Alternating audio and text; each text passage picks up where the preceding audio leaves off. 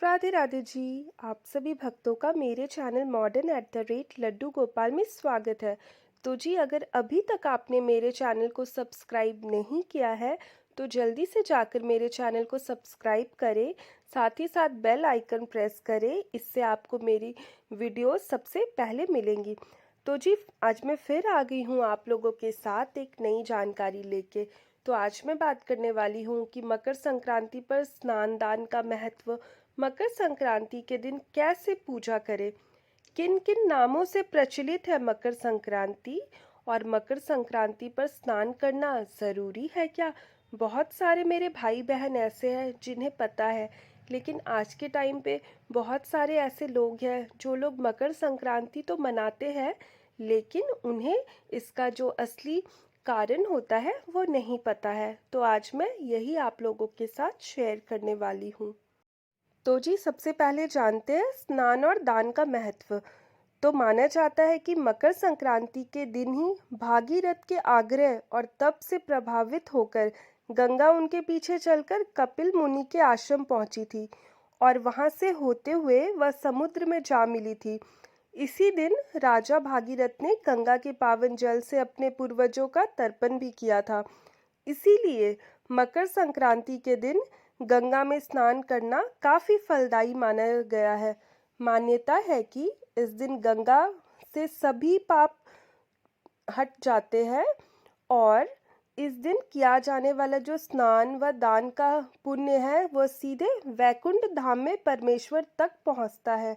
जो लोग गंगा नदी में स्नान नहीं जा सकते हैं वही घर में ही पानी में गंगा जल मिलाकर स्नान कर सकते हैं, क्योंकि बहुत सारे ऐसे लोग हैं जो लोग तो आराम से गंगा जी में जाकर स्नान कर लेते हैं, लेकिन ये सबके लिए संभव नहीं होता है। तो आप अपने घर में ही गंगा जल, पानी में गंगा जल मिला ले, थोड़ा सा तिल मिलाकर स्नान करें तो आपको भी उतना ही फल मिलेगा जितना आप अगर गंगा जी में जाकर स्नान करते हैं। तो ये होता है स्नान दान का महत्व। आइए अब जानते हैं कि मकर संक्रांति के दिन कैसे पूजा करें। तो इस दिन सूर्य देव की आराधना की जाती है। जैसा कि आप लोगों को तो पता ही होगा कि इस दिन सूर्य देव की आराधना की जाती है। तो सबसे पहले उन्हें जल, अक्षत, गेहूं, गुड़, लाल वस्त्र, तांबा, सुपारी, लाल फूल और दक्षिणा आदि अर्पित किए जाते हैं। पूजा के बाद दान वगैरह किया जाता है।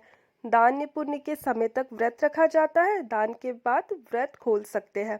तो मतलब इस दिन तो लोग कोशिश करते हैं कि कितनी जल्दी सुबह नहा ले। मतलब आप जितना जल्दी सुबह नहाएंगे उतना ही ज़्यादा आपके लिए अच्छा होता है। और जब तक आपने नहाया नहीं है तब तक आप कोशिश करें कि आप कुछ भी ना खाएं। एक बार आप दान वगैरह कर लें, उसके बाद फिर आप जो जल और अन्न है वो ग्रहण करें। तो आइए अब जानते हैं कि किन किन नामों से प्रचलित है मकर संक्रांति। जैसा कि आप लोगों को तो पता ही होगा कि हर जगह मकर संक्रांति को अलग अलग नाम से बोलते हैं। तो वही आज मैं आप लोगों को बताने वाली हूँ कि मकर संक्रांति को किस किस नामों से ये प्रचलित है। बिहार में तिल संक्रांत बोला जाता है, कई लोग इसे खिचड़ी बोलते हैं, और तमिलनाडु में इसे पोंगल नामक उत्सव के रूप में मनाते हैं, जबकि कर्नाटक, केरल तथा आंध्र प्रदेश में इसे केवल संक्रांति ही कहते हैं। मकर संक्रांति पर्व को कहीं कहीं उत्तरायण भी कहते हैं, क्योंकि 14 जनवरी के बाद से ही सूर्य उत्तर दिशा की ओर अग्रसर होता है, इसीलिए उत्तरायण कहते हैं, इसे उत्तरायण भी कहते हैं। तो अलग अलग जगह ये अलग अलग नामों से प्रचलित है, लेकिन संपूर्ण भारत का ये तो बहुत ही ज़्यादा खूबसूरत और सबसे अच्छा त्योहार माना जाता है, क्योंकि जैसा कि आप लोग जानते ही होंगे कि इससे पहले तक खरमास चलते रहता है। तो 14 जनवरी के बाद कोई भी शुभ कार्य होता है, शुभ कार्य जैसे शादी विवाह और भी बहुत सारी ऐसी चीज़ें हैं जो कि 14 जनवरी के बाद हम लोग करते हैं। उससे पहले पहले तक खरमास रहता है, तो इसीलिए इस वजह से ये और भी ज़्यादा अच्छा त्योहार माना जाता है, क्योंकि कोई भी नया काम, कोई भी शुभ काम शुरू हो जाता है। और जैसा कि अभी ठंड हो रहा है तो बहुत सारे लोग ऐसे हैं कि वो ठंड की वजह से कभी कभार कोई कोई दिन स्किप भी कर देते हैं, वो नहीं स्नान करते हैं। तो या फिर स्नान करते हैं, जो भी, ये तो एक मजाक हुई।